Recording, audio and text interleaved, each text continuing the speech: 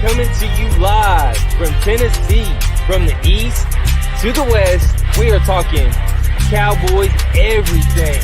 And you just entered the Cowboy Zone. Welcome back and a happy holidays to all the Cowboy Zone fans. This is Marcus Jones coming to you live from Memphis, Tennessee. And this is Lambo from Cowboys, y'all, out of Johnson City, Tennessee. And we are back on another Victory Wednesday. That's right. We've won 2 games in a row for the first time all season, so we can officially say that the Cowboys are on a winning streak. Man, it feels great. What's up, Jeff? And what's up, William? And Cole, what's good, man? Yeah. Thank you guys for joining us. I see the viewers are getting up there pretty quickly. It sure feels good to win back-to-back games. Yeah.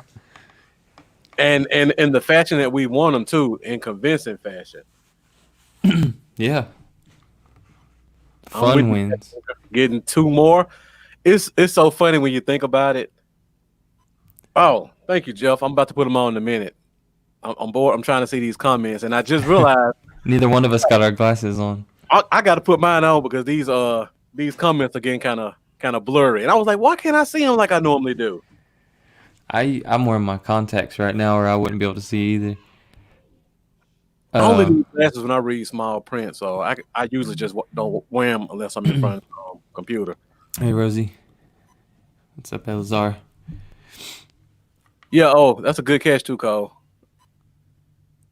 We do have a quarterback change, which we will talk about in a few minutes. And another thing, I don't know if you guys noticed this. I put the opponents on Lambeau's side this week.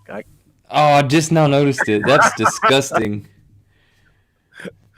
Oh, what a nasty side of the screen. Yeah. And happy holidays to you. That's your Christmas gift from me. You get to look down at Jalen Hurts all show. You know, I was hoping that Jalen Hurts would be a guy that would slide to the 4th or 5th somehow, and then the Cowboys could have drafted him as a backup.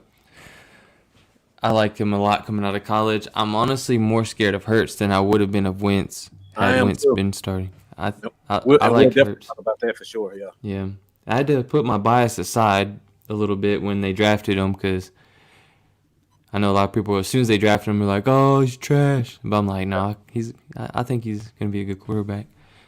Hey, that's a good catch too, Cole. I noticed that too. Lambeau's sweatshirt has a little bit of a green tint to it. It's black. There's no green, man. See, I'm all blacked out, but now that I'm on the Eagles side, it looks like I'm trying to go black and green or something. Maybe it's green reflecting. Yeah, it probably is. So before we get to Eagles talk, let's talk about this past Sunday's game against the San Francisco 49ers, one of our longtime rivals. I know you didn't get to watch it live, Lambeau, but did you get a chance to go back and watch it on a replay or anything? Or did you just see the lights? I ended up actually getting to watch it. Okay. We were out shopping, but I was streaming it on my phone, and I had my eyes glued to every single snap the entire time we were out. So I actually didn't miss a snap. But I watched it all over the place. Yeah. What's up, J Tuck? Thank you for joining us. I saw you were live early. I got a chance to catch a little bit of it before I started Bible study, but I'll definitely go back and catch what you and SoFlo, I believe I got the name right, what you guys talked about. And it is rivalry week, and you guys know what that means. We will have a special game prediction for one of our super fans. So if you guys can stay into the end of the show, you will get to see Cowboy Dale wishing you a happy holiday and giving you his game prediction. So that's gonna be good. Yeah, I got a chance to see it. That was a really good one. All right, Lambeau, let's talk about this week. And was there anything that kind of stood out to you? Because I made a couple of notes about just some overall things that really stood out to me in this game. If you want me to go first, I will. Yeah, you could go first. Okay. So first of all, I've been kind of talking to you guys the past couple of weeks about the fact that it looks like we've changed to doing a little bit more cover 2 zone when we've been a cover 3 team. They threw that cover 2 zone back in there again this week. And if you guys noticed, when they put Wilson at free safety in a cover 2 and his responsibility was deep man, the secondary looked completely different. Donovan Wilson got a pick. If you go back and watch, for the first time, Awuzie was able to turn his head and play the ball. He had his hands on several balls. Probably should have had 2 picks. Anthony Brown got a pick. So I don't know if somebody's been whispering in Mike Nolan's ear, or is Mike Nolan getting phased out and somebody else on that team likes the cover 2 and they start to implement it. But it's been playing off pretty well for the past couple of weeks. Also, another thing, just want to talk about the young guys stepping up. Yeah. Gallimore looked like a beast, like he's been looking the past couple of weeks. I just talked about Donovan Wilson, who, I'll be honest, I didn't think he was a free safety coming out of college, but watching him play that free spot this past Sunday completely changed my mind. He can play deep. So that's something we'll talk about in the offseason when we talk about these draft picks and some of these safeties that are kind of looked at pretty high.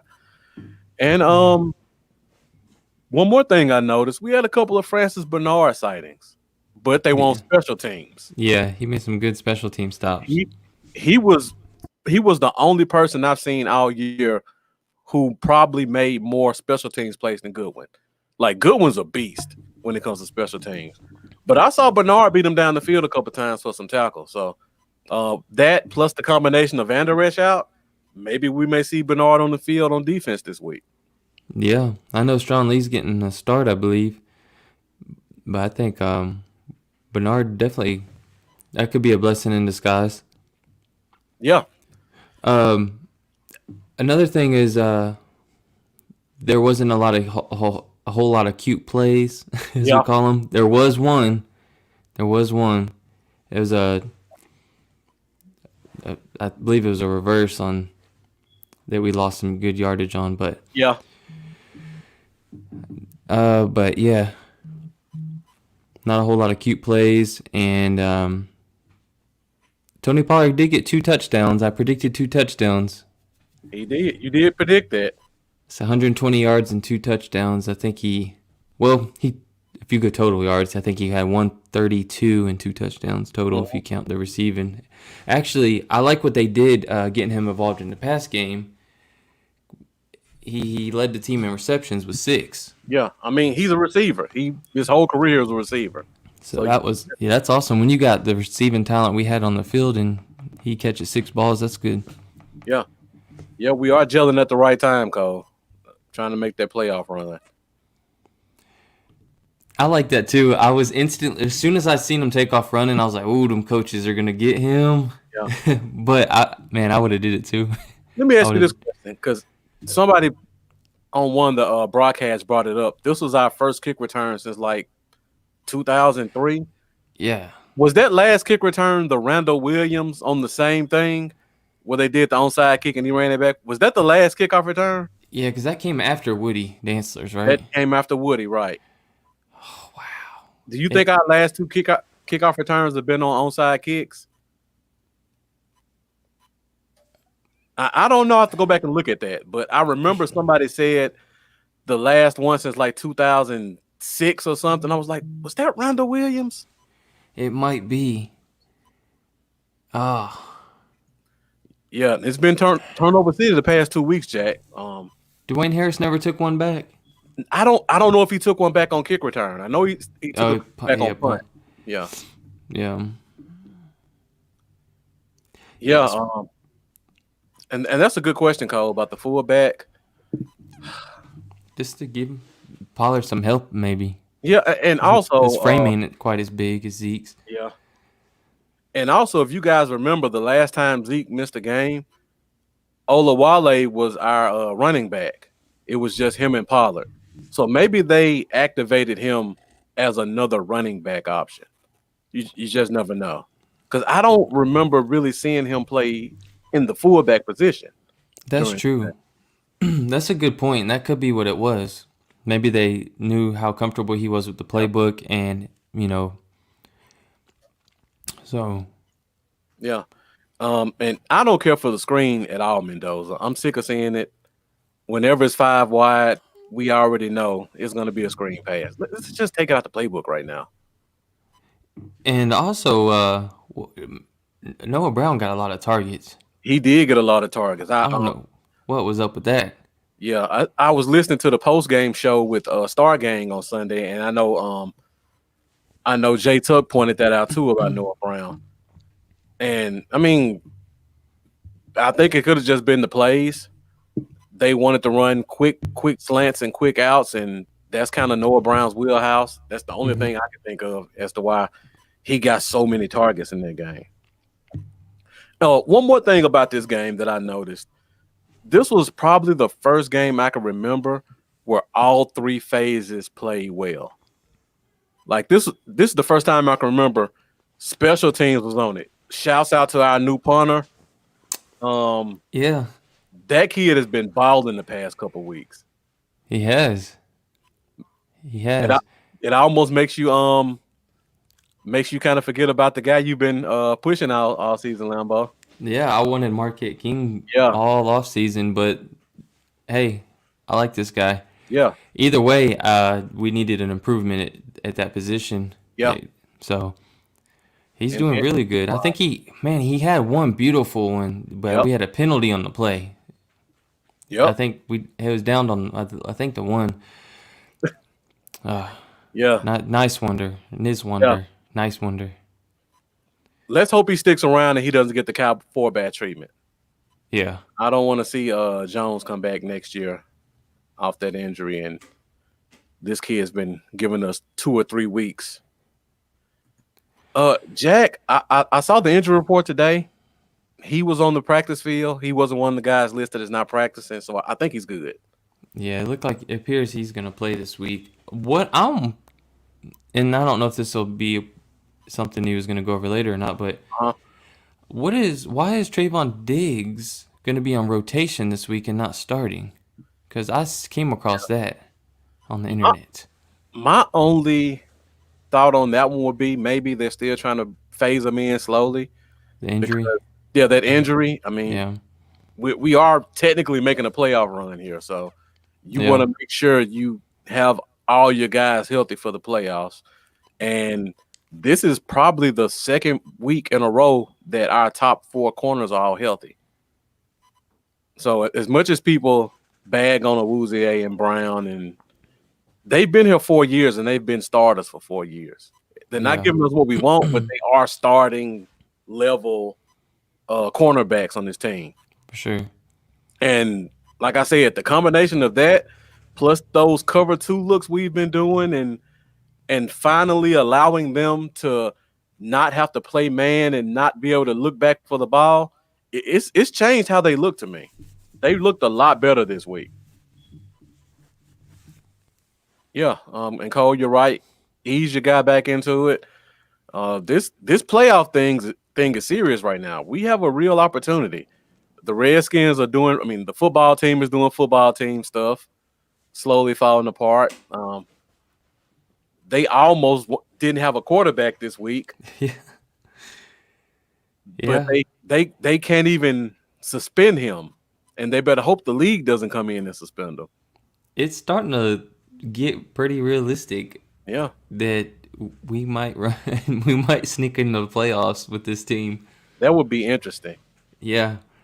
Hey, you never know.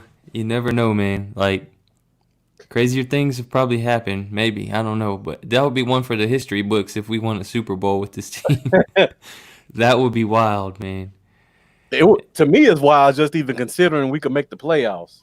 What would be crazy is if not only you make the playoffs, you win the Super Bowl, and it's probably be the first time in NFL history that a team with a record that bad had won a Super Bowl. If definitely probably to be the first time that they had no Pro Bowlers on the team and won the Super Bowl. That'd be wild. Speaking of, let me ask you this question, Lambo. I don't want to get too much into playoff talk, but I just want to put it out there now. If today started the playoffs, let's assume we went out the Redskins lose our football team. We get the Cardinals first round. Do you think we have a shot after what they did to us the last time we played them? Yeah, I do. I mean, we did shut down Hopkins. That's what I was going to say. I was going to say that would have been my biggest concern, but they've shown that they could do that. Yeah. Really, it's just finding a way to spy Kyler and not let him take off, man. And I'm sure they could come up with something more creative. Not only that, but the defensive scheme, like you said, has changed over the recent weeks. And for a huge positive. And I don't think we had Randy Gregory and his speed off the edge back there that game either. I don't think it may have been his first game, if I'm not mistaken. Yeah, which he's very limited snaps. That was his first game back. Yeah, so very limited snaps, you know. Yeah. So well, let me ask you this one then. Let's say the 7 seed is the Bucks. Do we have a shot? That's an explosive team, but I don't trust old quarterbacks. I don't either. I think we have a shot. I think, like, if you guys pay attention to what the Steelers are doing right now, that team's not falling apart. That old quarterback is. He threw some horrible ducks against the Bengals. He's been doing it the past 2 or 3 weeks. Yeah. So just something to keep in the back of your minds. If we get to week 17, we'll probably talk about this a lot more, but I just wanted to put it out there now. And Mendoza, thanks for pointing this one out. I was talking about we're going to hit this in storylines and yeah. Lambo, you got anything else you want to talk about with the Niners before we move ahead? It was just a great game. Yeah, it was a good game, man. Yeah. There was probably something if we would have started the show post game right after the game, I probably would have had a million things to say. Yeah. A lot's probably slipped my mind, but at the moment I can't really think about anything else to touch on. Cole, I can give you the turning point of the season. That defense. # addition by subtraction. When they finally got rid of Poe and they finally got rid of the defensive end Griffin and they got rid of the cornerback Worley, which has been getting torched in Oakland, and they started putting these young guys in. Started letting guys like Wilson get in there. Started letting Gallimore get those reps. Right. And Gallimore's been good too. When they start to let those young guys get in and actually start to gel and get experience, it's made a world of difference to this defense. And the same thing on offense. As much as we bagged on Terrence Steele, he's looked like an NFL level tackle the past 4 weeks, and that's made a huge difference in our offensive passing game. He has, and it's just crazy thinking how the O-line's been doing. Yeah. I mean, they shouldn't be doing as well as they're doing. I know they get ragged on a lot, but they're doing better than they should be, in my opinion. And I think that's going to give us a whole lot of depth next year. Yeah. It's a good depth, like solid depth. We got a lot to talk about in the offseason with the way these young guys have produced. So hopefully you guys will continue to stick with us because this is going to be a very interesting offseason to talk about in terms of depth and draft. Oh, yeah. Draft time will be real fun. It is. If we don't make the playoffs, you definitely have to entertain the idea of a Diggs-Surtain duo back there. All right. You're right. And I'll even say this before we move ahead to Philly. Even if we make the playoffs and lose first round and get pick 18, Surtain Diggs is still on the table. I'm just putting it out there. Yeah. Don't you guys fall in love with him too much. He might not be the first corner. He may not be the second corner. Oh. But even at 18, we could still get that Diggs Surtain, in my opinion, the Diggs Surtain combo. Yeah. All right. So Lambo, somebody asked the question. We got to follow up on this one. How did Bourne catch that Hail Mary at the end of the game? Did that? Oh my God, that made me so mad. Like, I shouldn't have made me mad because we won the game, but I was still like, really? At the end, you're gonna, I don't know, man. How do you let that happen? I think they had the win on their mind. Yeah. Really, like if the game was on the line, I don't know. The back of their mind, they're like ready to hit the locker room. Maybe Yeah. they just kind of like didn't give that extra. They gave like they didn't give that full 100%. I don't know, man. It concerned me though. But in a situation like that, I want to see receivers back there. I don't want to see 5'11" corners. Yeah. That's one of the problems. Bourne is 6'3". All our corners are they were back to 5'11" because Diggs was not even one of the end zone corners. He was one of the 1 or 2 yard line tip back corners. Yeah. Throw CD out there. Yeah. Put Noah Brown out there. He's 6'4". Oh, yeah, let him go out there and body somebody. He's got a big frame on him. He's Yeah. damn near a small tight end size. So yeah, and we'll talk about that once we get the draft. They do have that football relationship. So definitely something to look out for. I see I got my little cousin coming in. What's up, Buck? Appreciate you joining us tonight from Batesville. And happy holidays to you and the family. All right, Lambo. Well, if that's all we got in terms of that game, we've reminisced and savored that victory as much as possible. So now we want to keep this win streak going, and we want to move ahead to Philadelphia. So first off, let's start with our major storylines for this game. Storylines. All right, so the first storyline, just one of those things I noticed, just thinking about the game. You got the two teammates playing against each other, and CeeDee Lamb and Jalen Hurts. So that one should be interesting to see. And you also got the Trayvon Diggs Jalen Hurts, because as you guys know, Hurts started his career off in Bama, and then he transferred over to Oklahoma. And I'm looking forward to seeing that one, to see if Hurts could get that, throw that interception to Diggs, and kind of see what that back and forth looks like. Yeah, that would be cool. It'll be interesting. You know, they'll have a lot to talk about pregame and postgame. Them three. And let's not forget the last time he played the Eagles, Diggs did have his only 2 interceptions of the year.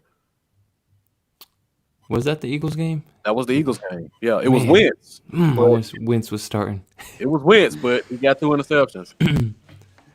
Yeah, Hurts is gonna have some rookie struggles for sure. So this could be a game where Diggs gets him another one. Hopefully, he's on the field enough snaps to get him one. And this is Hurts' 3rd game, right? I believe so. Yeah. So if it is, this is the game where teams finally have enough tape to game plan a quarterback. Yeah. So it works out perfectly for us. It's hard to game plan a quarterback week 1 because you just don't know. And then week 2 is when they actually start changing the playbook over to fit that quarterback's strengths. So now week 3, you've seen them raw, you've seen them with the game plan for him, and now you get to go out there and play him with a full scheme in place. So it should be interesting. Yeah.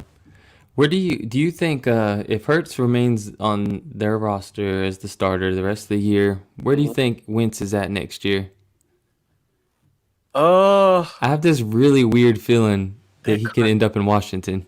Their contract is, but they can't get out of that contract, I don't think yet. But he wants out.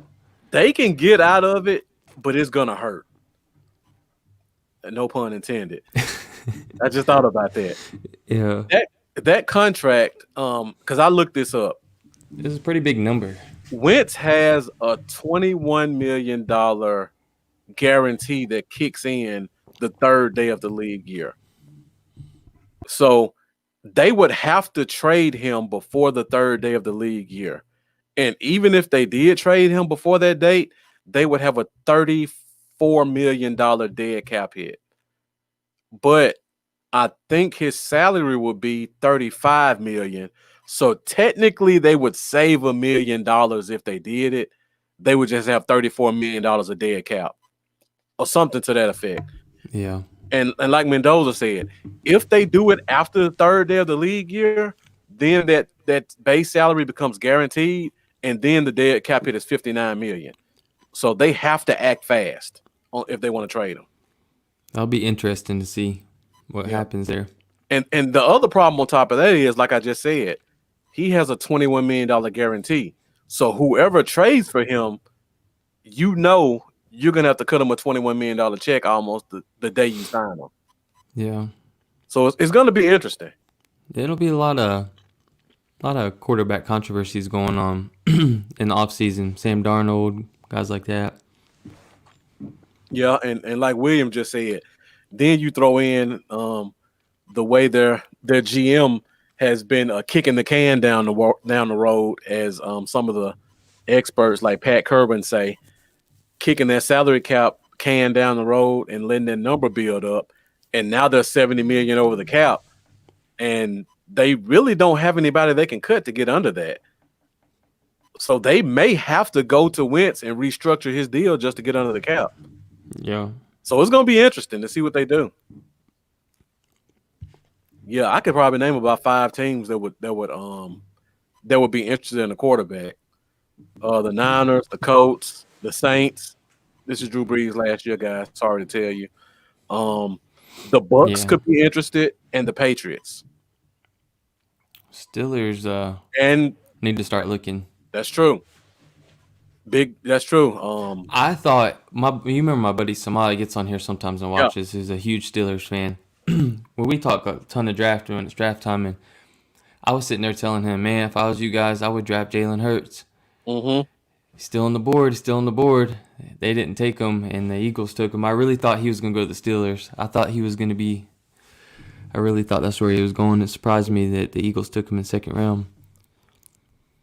Big Ben would look really good in that Niners uniform. I know we just talked about that. I just put that one out there.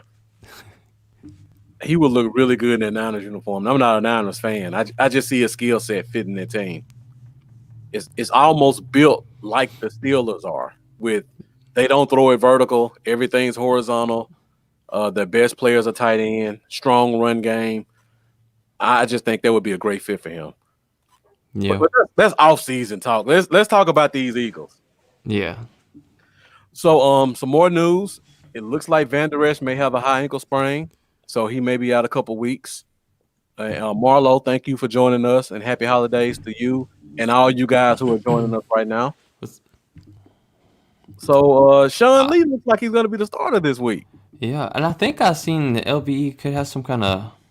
No, don't quote me. I swore I seen something about it could have some ligament issue going on there too. Yeah.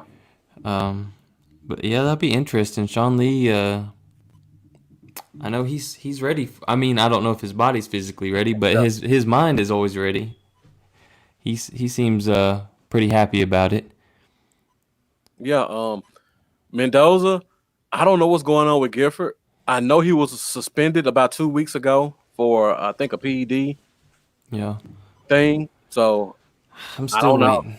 I still want to see him on the field. Yeah. I really would like to see him on the field. I still think he has a ton of potential.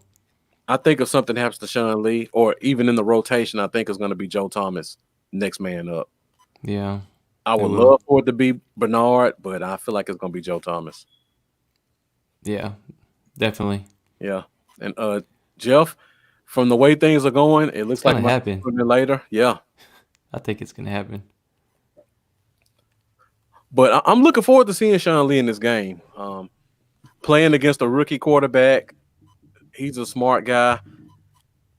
He does something that our other two linebackers haven't figured out yet, and that's reading the quarterback's eyes. That's one thing I've always noticed about Sean Lee, and I've also noticed about our linebackers. They never read the quarterback's eyes when it's time for the ball to get thrown. And if Jalen would just read the quarterback's eyes, he would probably have 5 interceptions this year. I don't know what he looks at when he's in space. Now, when Hurts runs the ball, that's when we have some problems with Sean Lee. But if they let him play their zone and just read the middle of the field, yeah, this one could be interesting. Yeah, it's gonna be I think it's gonna be a tight game. Yeah. I know this is off-season talk, but Mendoza put it up there. If Sean Lee says, you know what, I think I got another year in me and the season's over Lambeau, do you re-sign him? or watch him go to Oakland? Oh man, the fan in me is like, the fan side of me is like, yeah, just because the loyalty, the feeling of, I just feel loyal towards longtime players and stuff like that. But if I'm the GM, I'm not bringing them back for another year. Yeah, There's just too many young guys that have great potential that, I don't know. Like you said, yeah. Gifford and Bernard alone, I think, can both be good linebackers. So I don't know. And I've always said Joe Thomas could start on about 6 or 7 teams in this league. He can, yeah. So, in my opinion, if Nolan leaves, I think Scott McCurley's the DC, the young linebacker coach. He's been with McCarthy forever. And then Sean Lee's the new linebacker And coach. Sean Lee hops in as the new linebacker coach. That's what I see happening. That would be great. I think they convince him to take that linebacker spot. They bring McCurley up. He's a young guy. You bring in Sean Lee, who knows the organization better than anybody, and let those two guys kind of work together along with George Edwards, who's also a linebackers guy. So now you got 3 veteran linebacker guys kind of working together at your DC position with your DC position. Jack Meeker. Oh, Marlo, we can just stop talking about this one. It ain't gonna happen, but we've talked about it. We've wanted to see it, but I will say he is getting a lot better at that left guard spot. Yeah, he is. He is starting to actually get slightly impressive, and the depth we have behind Smith and Collins now is starting to look very solid at tackle. So Yes. I'm starting to feel more comfortable with the tackles now. Yeah, and we still also have Cam Irvin who signed a 2-year deal last year, so he's coming back. And also, we still have Mitch Hyatt, who's one of my favorite tackles out of Clemson. I think he's more of a guard than a tackle, but they still play him at tackle. He's coming back next year. Jack Meeker asked who's going to start at nose this week. I believe they're going to let Justin Hamilton start at the nose tackle spot. Big D tackle by 3:30. And we still have Eli Anku, who looked very well this week playing against the Niners. He helped take on some double teams that allow Gallimore to play one-on-one, which is something he hasn't done all season. But yeah, Mitch Hyde did get killed, Jeff, but I still got faith in him. That's one of my favorite guys from Clemson. All right, see, we got a couple other comments. Zach Wilson talk, not even entertaining it. To be honest, watching this kid play, he won't even be available. He's going top. I think he's going top 7, in my opinion. I think we had 3 quarterbacks go 7. And I'm looking at Washington for this guy. Brian asked about Kellen Moore, which is another kind of storyline that's been out. Yeah. Boise State looking for a coach. Kellen Moore is I believe the winningest quarterback in college football history still. Boise State alum, took them to a BCS game. He's Boise State royalty. So they would love to have him come in and coach that team. Yeah. I'm curious what you think about that, because I've seen people say, good, he should have been gone a while back, this and that. But I also see when we actually have our quarterback on the field, who is very important, that our offense is pretty highly ranked in terms of yards and whatnot. I don't know. How do you feel about that? Like, you think that's addition by subtraction, possibly, or? Well, let me say this before I even say whether or not we should keep them.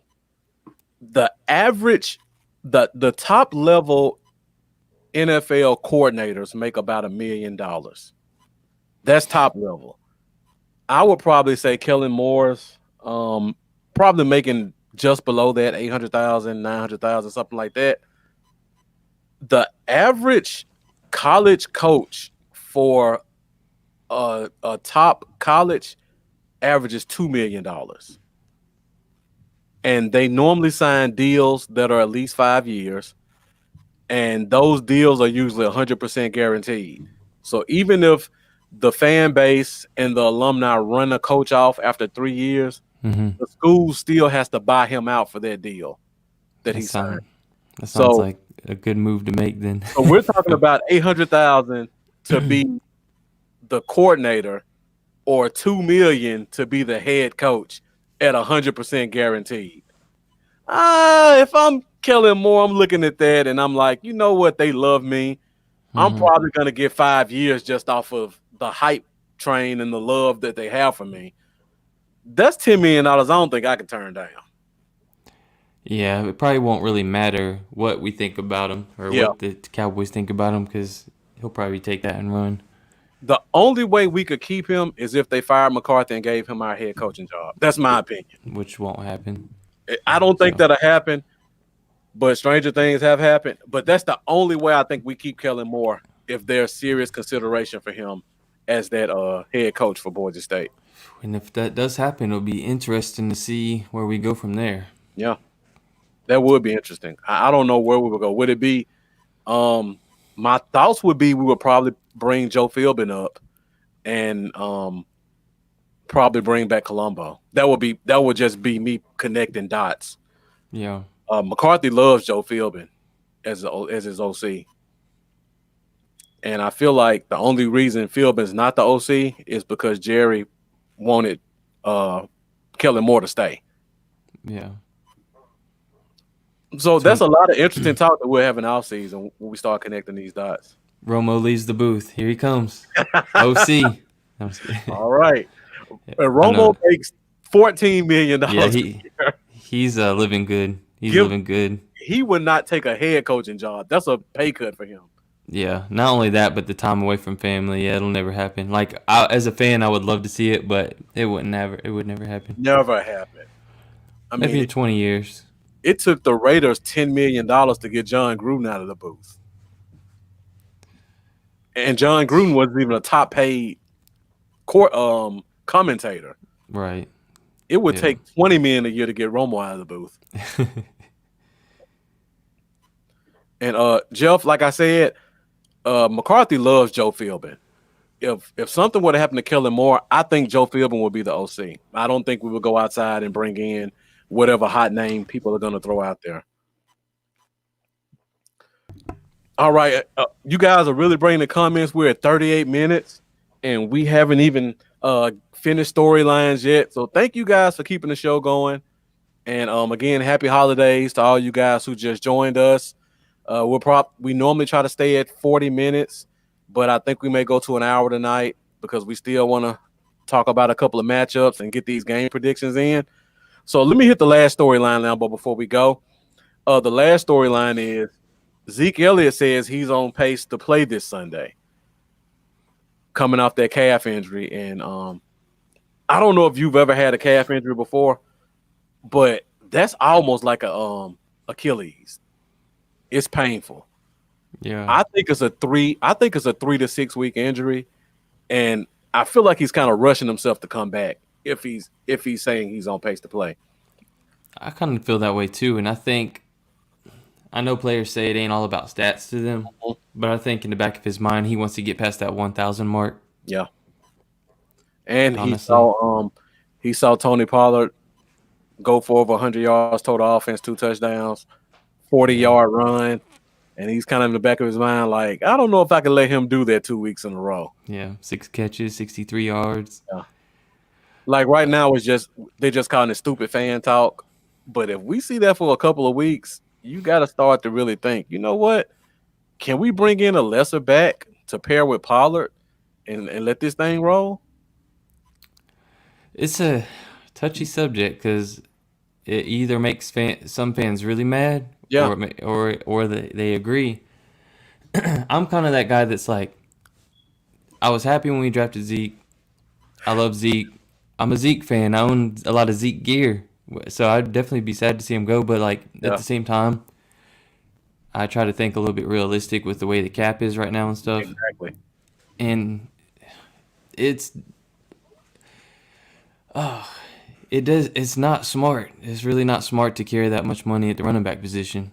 Yeah. It's just been proven over and over and over and over and over and over again across the league that these rookies continue to produce.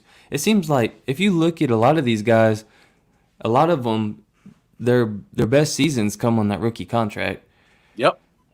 And then it just slowly dwindles from there, usually year 5, 6 or so. I mean, It's sad. You want to keep a guy around, but it'll be interesting because the way I seen Pollard and Rico Dowdle splitting out of the backfield, it seemed like that was perfect for what this team needed, really. I would like to see Zeke and Pollard get that kind of split, though, this week. What you just said, big game James has been screaming for the past 5 years. You don't pay a running back because they fall off after you pay them. And Laquan Stribling sounds like a new name, so thank you for joining us. This could be a smoke screen. You're right. They could just throw the Eagles' game plan off. Yeah, he could be in line for 7-8 carries, and he knows it, but, a little bit of strategy there. Jeff, you know how much I love Aaron Jones. I think it's already been looking bad for him because every year when we get to November, we start to see a 50-50 split with the backup. It happens every year. Look at Jaguars running back. Yeah. James Robinson. Yeah, they got rid of Leonard Fournette for James Robinson, who nobody heard of. Okay, where Leonard Fournette was top 10, top 7, something like that, top 5 maybe. He's 4 to 6, I think, range. Pick 4 to 6, not round. And I'm pretty sure James Robinson was undrafted. He was. And the guy is killing it. Yeah. Or you just look at all the running backs going in the second round or late first, second round, third round, fourth round. It's just so easy to hit on great backs and get production out of them on a rookie deal for 3-4 years and then just rinse and repeat. Yep. It's sad that it's that way, but, I mean, it's the easiest position to really jump right out of the gate and produce.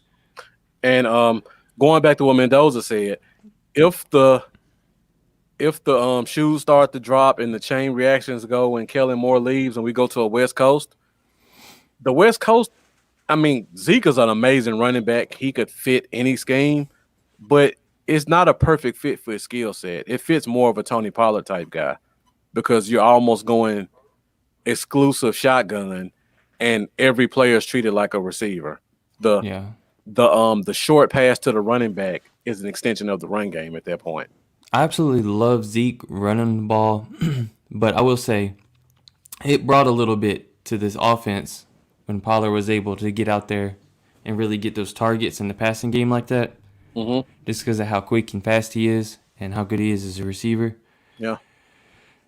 Man, it's a tough situation. All right, well, guys, thank you for sticking with us. Everybody who's still with us, we're about to go to our next segment next, and then we're also going to do our game predictions. So if you're still here with us, make sure you stick with that so I can get your game predictions, and also make sure you hang with us so that you can see the game prediction from our super fan Cowboy Dale. So now let's move on to our next segment, which is the key matchups in this game. Key matchups. All right, so first key matchup I got to talk about. When I look at last week's game, Leslie Dunn Floyd, thank you for joining us. We'll be doing game predictions soon, so we'll let you know what we think. And also Cowboy Dale let you know what he thinks as well. So first matchup, the only negative I saw in that Niners game was that defensive end/tackle was killing us. And now we have to face Fletcher Cox, who's at worst top 5 defensive tackle in the league. I'll probably put him top 3 behind Chris Jones and Aaron Donald. But now we got to face this guy. What do you think we can do to neutralize him? Because he had a dominant game the last time we played him as well. He got a sack and he set up a couple of sacks, specifically that fumble that was taken back for a touchdown. They're gonna have to game plan for him. He's the guy on that defense that they need to game plan for. Come up with some kind of strategy. Of course, get the ball out quick. Some quick screens, slants, things like that. But they're gonna have to find a way to game plan for him. You would probably know better than me. You did some O-line. What those guys need to do down there. Well, one thing I'll say about the last week's game, he got a lot of his work off of stunts, where they would put him at D tackle and stunt with the end, or they would put him at end and stunt with the tackle. And there was some confusion between Looney, McGovern, and Steele as to who to pick up and who to trade off the guys to. And he really took advantage of that. I believe he had 2 sacks.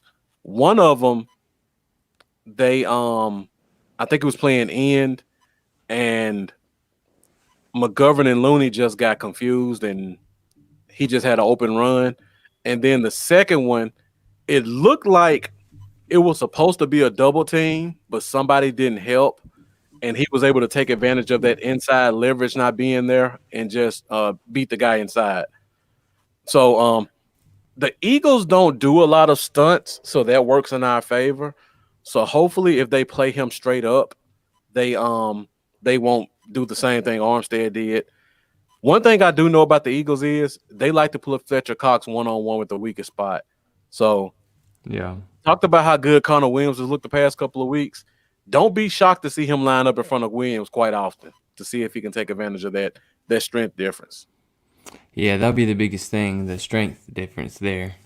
That's one of Connor Williams' area he needs to improve on is the strength. Yeah, and you're right, Armstead is a free agent. They had to choose between Armstead and the guy that went to the Colts, and they chose to keep Armstead. So to me, that kind of sounds like they may be leaning on him being their kind of bell cow guy going forward. But they got a lot of big contracts on their defense, so something's got to give. Because they still have DeBorde, who signed a big deal last year and he got hurt this year. So Armstead may be available, something to keep track of during the offseason. And like Mendoza said, the D-line is the best part of their defense. They had 4 sacks against us the last time they played, including that fumble that was taken back for a touchdown. But that was being DiNucci at quarterback. So should be a little bit different this time. Terrence Steele's playing a little bit better. Yeah. While we're talking about O-line, did you see also where Mike McCarthy said that Zach Martin was improving and that he wouldn't rule him out as not playing for the rest, or he would not rule out him not playing for the rest of the season. So there's still that slight chance if we get this playoff push going that Zach Martin would be back. I think if we make the playoffs, he's definitely coming back. I don't see them being able to keep him on the sidelines for a playoff run. Oh, no, he'll be there. Yeah. All right, so I just brought up Ben DiNucci. The last time we played, he was our quarterback. This time we got Andy Dalton. If you guys remember that game, DiNucci looked pretty good in the few throws he made. They did do a lot of a lot of receiver pass in that game. DiNucci did lead the team inside the 30, 40-yard line twice. He fumbled both times, but we did get inside that mark. And now we got Andy Dalton. He's been playing well. Their cornerbacks are horrible. That's our next key matchup we'll talk about. So we can kind of talk about the addition of Dalton and our receivers versus their corners together. How do you feel about that advantage? Because they like to let Slay trail Cooper. Yeah. And I don't know if he did a good job last time against Cooper or was it the quarterback play, but Gallup had a pretty good game the last time we played them. So what do you think this week? Who's the receiver that you're looking at to be kind of the guy? I've been riding CeeDee Lamb a little bit lately, but I'm gonna go Lamb again this week. Yeah, can't blame you. He is, if he gets, is it 94 yards a game the next 2 games, he will break that 1,000-yard receiving mark. And I believe the rookie record is held by, is it Bob Hayes? Bullet Bob. 1,003 yards if I'm remembering right. Something like that, yeah. So I don't know. He's a young guy. I think he wants to hit that mark. Obviously, he can't throw the ball to himself, but like you said, I think Cooper was a little bit limited last time he went against Slay. He was, which seems to be a common theme when he plays Slay. I think CD has a big game. Gallup's, he practiced, but who knows if that injury is going to linger a little bit. Yeah, you're right. So we'll see. Okay. Another matchup just on the Eagles side. The last time we played, we talked about We talked about Diaz getting 2 interceptions, but Travis Fulgham had a pretty good game against Diggs. He had a couple of big catches. He had a touchdown. So, you think he's going to get the better of him again, or you think we're going to kind of neutralize him a little bit this game? Well, considering I don't believe Diggs will be starting this time. It'll be interesting to see how many snaps he gets. Well, the last week's game, he played 43 out of 79 snaps. So even though he didn't start, he still played over 50. A ton. Yeah. So I don't think he's going to barely play or be just third down. I think he's going to be in a heavy rotation with both guys if he doesn't start altogether. And Fulgham had 6 catches, 78 yards, and a touchdown that last time. That was on 7 targets, so pretty efficient. He was very efficient that game. It'll be interesting. He's fell off since that game. Big time. Yeah. Big time. He had, The next game against the Giants, he had 1 catch for 8 yards. Then against the Browns, 1 catch for 8 yards again. And then 2 catches for 16 yards against Seattle. 0 catches against Green Bay. Yeah. Green Bay secondary is amazing, though. Yeah. So it's almost like, that. I don't know. I think he'll have the best game of the receiving core. It's about time for him to turn it around. Yeah. I see a lot of red here on this chart, and that's not going to last forever. So, we'll see. I think he'll have a couple splash plays. I don't think he'll completely blow up on us or nothing like that, but I do think he'll have a big play or two. Yeah. And I see a lot of people talking about Rager and Ward and Hightower. Those are good things good people to bring up.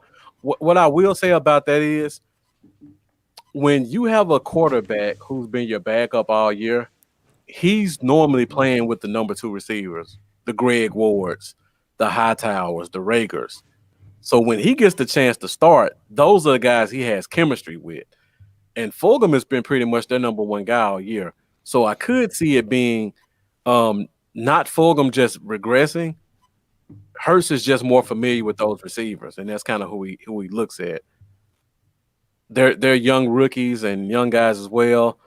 They're probably the guys he hangs with after practice and play 2K with or whatever. Stuff like that really matters in the NFL.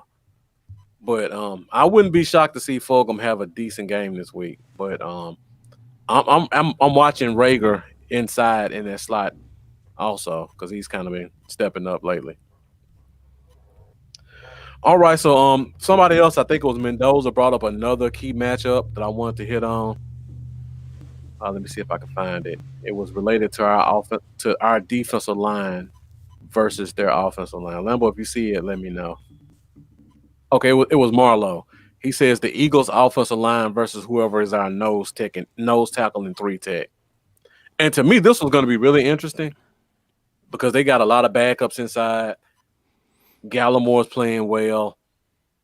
I think they named Justin Hamilton the starter, so we finally have a big nose tackle who can take on double teams to allow Gallimore to play a little bit more one-on-one ball. Yeah. And then we still got Randy Gregory coming off the edge against their backup tackle and D-Law, who had a sack and a half the last time we played them. Yeah. So, Lambo, you think our defensive line will get the better of their offensive line again this time we play them?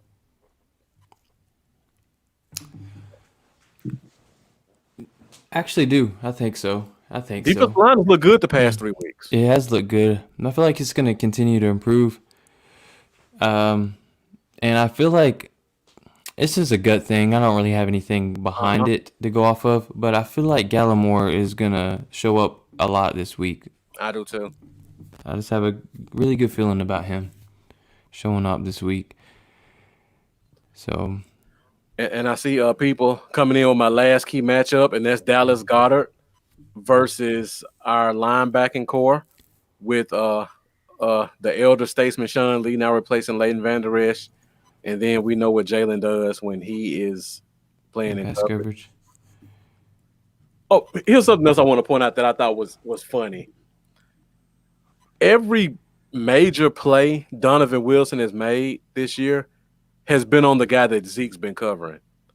If you go back to the Dalvin Cook play, Zeke got beat, and Wilson came and made that big tackle. If you go back and watch that interception Wilson got, Jalen got beat bad, and Donovan Wilson saw it and just came down as soon as he saw Jalen get beat. Go back and watch that play and watch how quick Donovan Wilson reacted as soon as he saw that the receiver go behind Jalen, and Jalen didn't even see him. So it's almost like he notices. Right. It's good that we have a safety who watches the field and sees stuff happen. But it's bad when you go back and watch it and you're looking at Jalen stand there. And it looks like he's looking right at the quarterback. And the receiver just runs right behind him. And then it's like he looks, oh, there's the guy right there. And then he starts to take off. But he was like 5 yards behind him. And then Donovan Wilson cleans it up for him. Yeah. Thank goodness we have a safety that's watching that, watching for that, because it happened a lot, even early in the season, especially. Yeah, and back to key matchups and storylines. Xavier Woods missed practice this week, so we don't know if he's going to play. And if he doesn't, that means we get another week of Wilson at free safety, which I'm really loving. Yeah, I'm kind of for that because I would like to see. I would like to continue to see what he can do there. Yeah. And this is something that does have me worried too, William, a little bit. Kyler killed us. Lamar killed us. Mm-hmm. Jalen has, I mean, not Jalen. Jalen Hurts. Jalen Hurts. Last week he had 11 carries for 63 yards, 5.7 average, and a touchdown. Before that, he was 18 carries for 106 yards, 5.9. The week before that, 5 for 29, 5.8, and that was on a limited game, but. Yeah, he's averaging well over 5 yards every time he takes off. So yeah, that'll be keep our eye on. That'll be one of the keys to the game, for sure, is containing him. Yeah, and Jack, like you said, we'll see because Rashard Robinson looks like he's going to be out. We don't have a lot of safety help. So maybe this will be a week we see Robinson finally get some snaps on the field. And Jeff, I wish I knew why they were holding Wilson back. You know, we've been talking about that since week 2 preseason of 2018, why we haven't seen them. But we're getting them now. I'm glad it's not too little too late when we get into the draft and we draft some safety who used to play corner in the first round. And then we have to play him over Wilson. I don't even want to get in that talk because that pissed me off. Yeah. We finally got a guy who played safety to play safety. So that's pretty much all I got in terms of key matchups. It's going to be an interesting game. The last time we played them, the score was 23-9, Dallas. And that's a little bit deceptive because, like I said before, we actually were down 16-9. We had got in the red zone about to score, and then Ben DiNucci fumbles the ball, and they run it back for a touchdown. So that game was a lot closer than the scoreboard suggests with a backup quarterback. So now, Lambo, I guess we'll go to the last segment of the night, and that is game predictions. So do you want to give our game predictions first, or do you want to let our special guest give his? I think. I'll go ahead and let him. All right. So I know a lot of you guys have been waiting. You know what? Let's wait a minute. So guys, we're gonna have Cowboy Dale come on with this game prediction. So I know we have a lot of Cowboy Dale fans in the room. So while Lambo and I give our game predictions, make sure you share this video. Share it to your personal page, share it to your favorite page. For anybody who hasn't seen Cowboy Dale, make sure to share and let them know you want to see this guy because he's a real character. He's and a he's gonna crazy bring it. madman. He's a crazy madman. He's gonna bring it for the holiday season. So while Lambo and I give our game predictions, make sure you like and share this video. So Lambo, before we see Cowboy Dale, we'll give our game predictions. Game prediction. And guys, as always, the show is fueled by you. We appreciate all your great comments. Let us know what your game predictions are for this game as well. Put them in the comments so I can write them down. And if someone hits it on the head, we'll try to get you a prize to just say thank you for watching and for being accurate on your pick. Thank you for sharing, Jack. Yeah. Beer game comes in immediately, 2017. Lambo, you want to go first? Or you want me to go first? I feel like it's going to be very close, and it is going to be a very close win. 34-31 Cowboys. You said 34-31? Yeah. Okay. All right. We got Jeff with 31-24.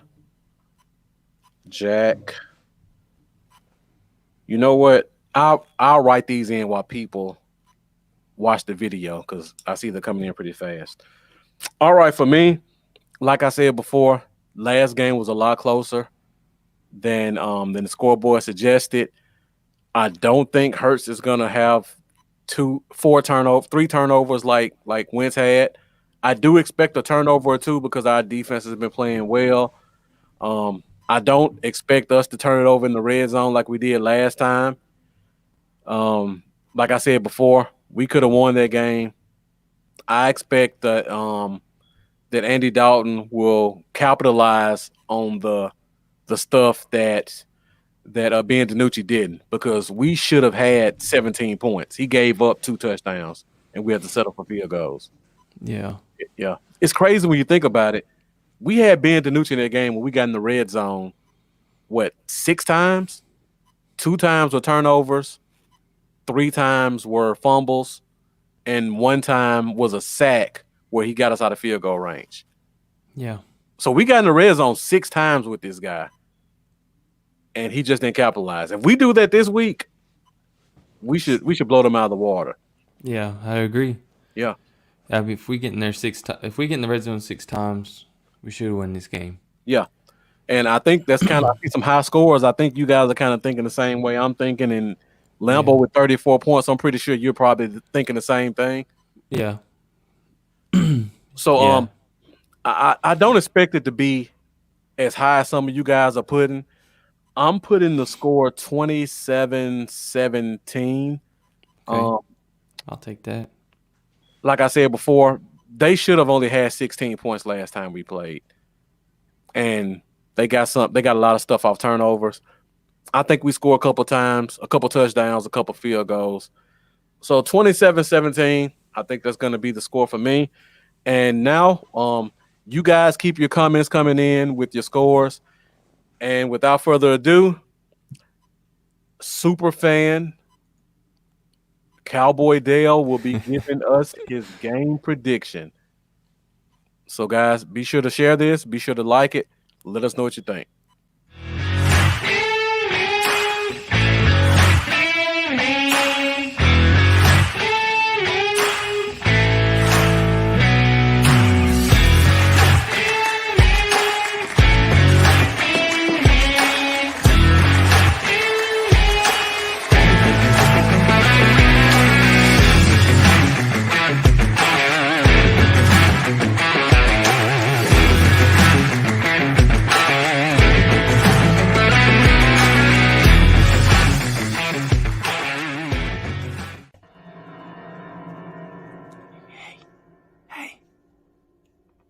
Hey, Eagles fans. You want to hear a scary story? The playoffs are on the line these last few weeks of the season. The Eagles got Wentz on the bench, so they finally feel like they have a chance, man. Then Hurts gets hurt. Wentz has to come back in the game, man. And you know what that means. Wentz comes in the game, plays the whole second half, and the Hot Boys are back, man. 4 sacks in the second half on Carson Wentz after Hurts gets hurt. And we're going to win the game, man. We're still in this thing. Don't give up, Cowboys Nation. That's my prediction of what's going to happen today.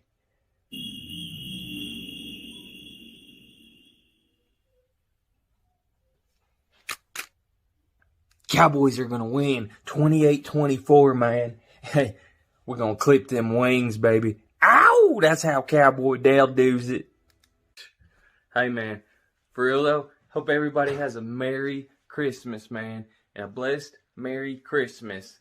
And, hey, thanks for tuning in, y'all. Happy holidays. Merry Christmas. See y'all later. And so tune in on the page, man. Ow!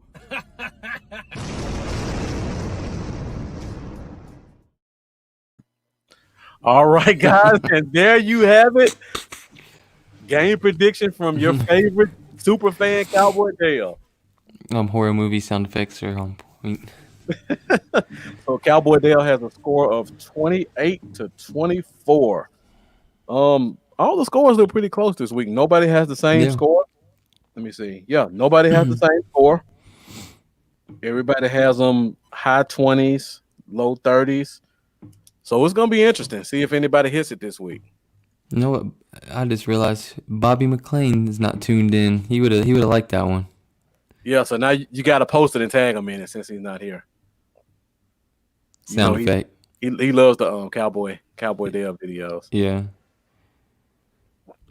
So yeah, so we're at 1 hour 8 minutes, at 9:41. So I think we're about to get out of here. So as usual, thank you guys for joining. We appreciate the support. Lambo and I are just two fans who enjoy the Cowboys and decided to get together and start a podcast and see if anybody else felt the way we felt. And we've truly been blessed by the support that we've been getting from all you guys. Myself, Lambo, Superfan Cowboy Dale. We appreciate you guys continuing to join us every week. And we hope you continue to join us as we move to Thursday nights at 7:30 after the season ends. So, again, just happy holidays to all you guys. We really appreciate your support. Yeah, definitely. Like Marcus said, I agreed with all of that. And also, thanks, Jack. Merry Christmas to you as well, man. And everybody. Merry Christmas to all you guys. Start a podcast training. We're still podcasters in training. Yeah, really. Learning as we go. Yeah, when I look at some of the people I've been watching forever, and I talk to these guys, and it's like they've been doing it 5, 6, 10 years. It's crazy to think that Law Nation has been around for like 8 years now. Yeah. It seems like he's only been around like a year or two. He's like 7, 8 years in the game. I go back and watch old videos when the beard was like where mine is, and now his beard is like the ear. I still swear he's James Harden. So yeah, definitely we appreciate all you guys for sure. And Jeff, when we get to the off season, like Lambo and I, we like to keep it football during the season. It's so much stuff to talk about. We've literally talked an hour about just last week's game and this week's game. So we don't really have a lot of time to talk about fan speak and hypotheticals. We'll throw some in every once in a while, but for the most part during the season, we focus on season stuff. When we get to the off season, that's when we can start to have fun. we can talk about some of these storylines people like to throw out. And we can also bring more fan engagement in because we got some stuff coming up. I actually love off-season shows more than in-season shows, to be honest. Yeah.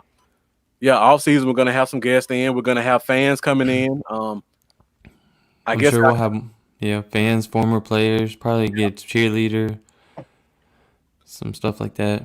Yeah, we're going to have some fans come on video a whole lot more in the off-season. We got a couple of things planned, so make sure you guys continue to stick with us on that. All right, and thank you, Mendoza. We appreciate your support. Thank you. I know you watch probably more Cowboy podcasts than I do, which is insane to think about because I thought I watched every one that came out. But every time I see one, I see you right there with me. And it's a couple of them you watch that I'm not even on. So for the fact that you join and watch us knowing how much you watch, I appreciate you and happy holidays to you as well. Yeah, it does feel like the season just started, Jack. It's crazy. We're at week 16 already. Yeah, it's went by fast, man. It just went by fast. Merry Christmas, Jeff. Yeah, and Jeff, thank you as well. I know you do a lot of stuff with Block Party ATL, and you literally jump off that podcast and then come over here and get in our comments. So we appreciate your support and dedication to the Cowboy Zone also. All right, Lambo. So with that being said, let's go ahead and hit him with that social media. Please, guys, come hit me up on Facebook, Twitter, and YouTube and Patreon at Cowboys Y'all. Instagram is at Cowboys Y'all 88. But most importantly, please subscribe on YouTube and hit the little bell because it helps greatly. And I really would like to get to 1,000. So thank you guys, and I hope everyone has a Merry Christmas.